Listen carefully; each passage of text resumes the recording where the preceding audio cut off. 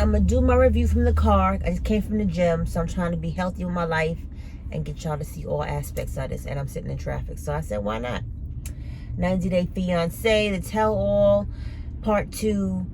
It was, the majority of the conversation was around Amira and Andrew. Or should I say, Andrew and Amira, because Andrew would not come back in and talk to her because she didn't want to talk to him. That's how Amira talks, you already know. And did she have on black eyeliner on her lips? Wasn't that from the 90s? But let me just stop and focus on the point at hand. So, they still are trying to convince Andrew to come back in and talk to Amira. Amira's like, no, I'm not talking to him because I'm really nervous and I'm having like a panic attack and I just don't want to see him. So again, turn her camera off, and when he talks about whatever she says, put him on mute so she don't hear him. Like, there are ways they could have done this, or Andrew could have said, Sean, can you ask Amira this question? And it would have flowed that way. But they spent entirely too much time trying to convince this fool to come back in, and he wasn't trying to hear it. So Andrew left to go back to his hotel. I mean, Andrew was acting like, if I can't talk to her, I'm out. And then here we go chiming in freaking Rebecca. Like, Rebecca, I feel like she's trying to not get her own show, but trying to, she was like the mother of the group. I mean, granted, fine, but we got Sean for that. Nobody asked you to chime in. Everything that she had to say was, well, I feel, and I don't believe that's right. Bitch, shut up. Worry about your non-working ass man who don't have a word to say any other time, so you want to talk over everybody else.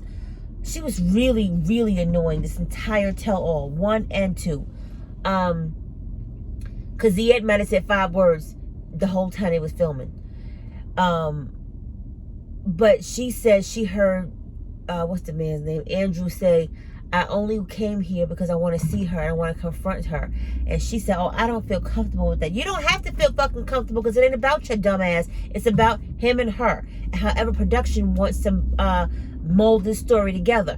It ain't your choice. So shut up and sit down. I'm sorry, I'm being aggressive, aren't I?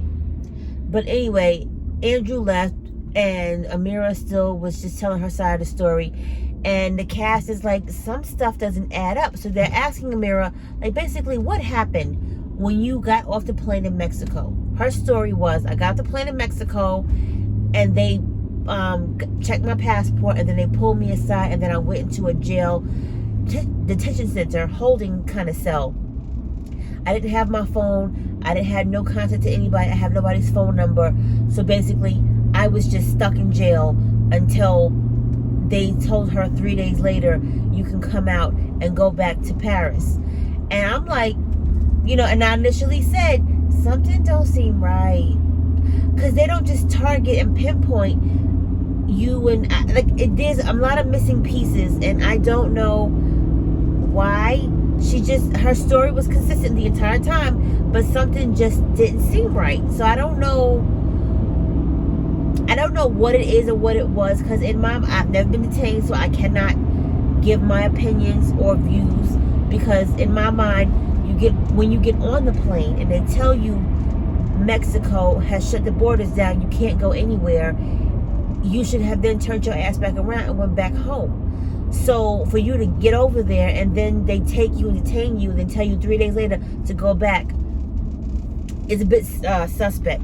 Then they're like, did you hear from Andrew? She's like, no, I opened my phone and I had no messages, no voicemails, nothing. We saw Andrew calling her. We saw him texting her. So I don't know. Yeah, I'm a little bit confused. And here comes Rebecca chiming in. Well, that doesn't make sense.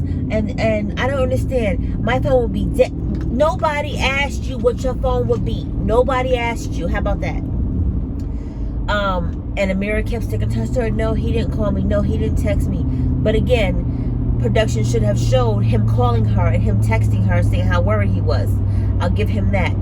Then we have Julia chiming in, and she's like, oh, I so scared for he big nice boy. I'm like, Julia, just stop. Just because we don't know what you're trying, because everybody was looking at her like, girl, what? Because what she was saying made no sense.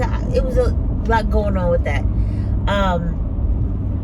They never get Andrew's side, so everybody is just hearing what Amira had to say. And then they went to what's the boy's name?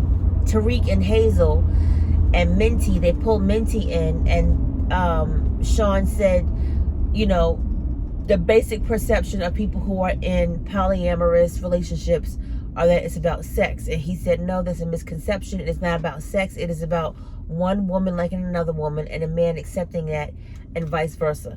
Whatever, however it works. He tried to break it down, and he tried to be respectful, because Rebecca, again, kept chiming in with, no, that doesn't make sense. I would never accept that. Again, no one asked you. So, Minty comes on the line, and Minty was like, Tariq and I are just friends. We're not like in that kind of relationship anymore, so I don't see the problem. And Sean says, the host says, well, when's the last time you heard from Minty? Minty, was the last time you heard from Tariq? And she said, I talk to him every day. Hazel was like, what? Yet again, he fucked up. Because didn't Hazel ask you the last time, stop fucking talking to her? Like, if your significant other asked you, don't talk to her, I don't feel comfortable, why are you still doing it? Whether it's your friend or not, your friend should then respect the fact that we had a relationship, it didn't work out, y'all was still fucking around on me behind my back, and I don't like it, so stop talking to her. And he cannot stop talking to her. Minty says, oh, it's because he's more attracted to me than he is to her. The shade. I was like, oh, what? And she was like, yeah, because Tariq likes Thai women, and he doesn't really like Filipino women. I was like, oh, the shade.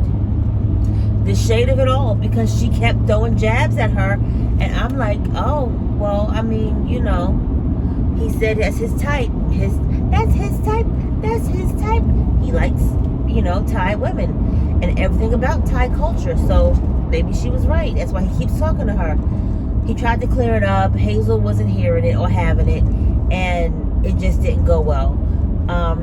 And then they still kept trying to go back to Amira, but the tell-all just went to shit, because there's no feedback, there's no secondary commentary from the other party. So it's not fair that then they kept trying to beg Amira, like, can you please let him come back so we can hear his side of the story, so the entire story can make sense. And she kept saying how she was so scared of him because he yells at her and he makes her feel bad. And she said, even when we were, the night before I was supposed to come, he was yelling at me and screaming at me, and I still was going to come to the U.S. So I still had love for him, and he just still wouldn't stop.